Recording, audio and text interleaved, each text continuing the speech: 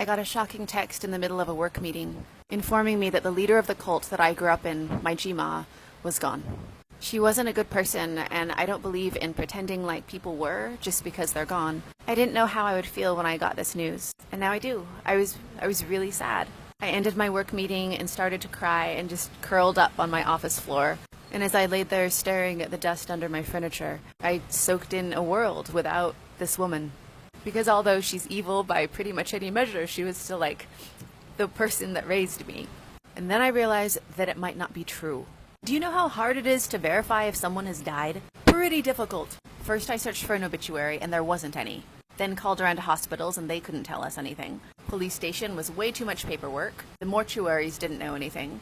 And then finally, the cemetery verified that Jima had been buried weeks ago. Here's what happened. Jima has 2 children, a son and a daughter. The son was not in her cult, but my mother was, and is. She's been living in Jima's basement along with my brother for decades. So although she was in perfect health, her heart suddenly gave out a couple of weeks ago. And my mother told no one, not even her son. A neighbor finds out that she's gone and informs her son. Yes, her own favorite child didn't know until weeks afterward and found out from a neighbor.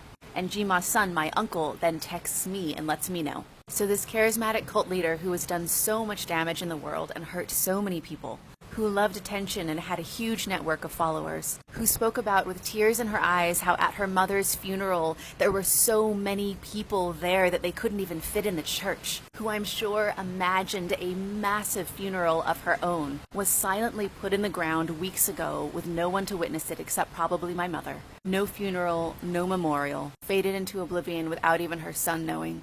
I had seen her just a couple weeks before, knowing that I wouldn't see her again.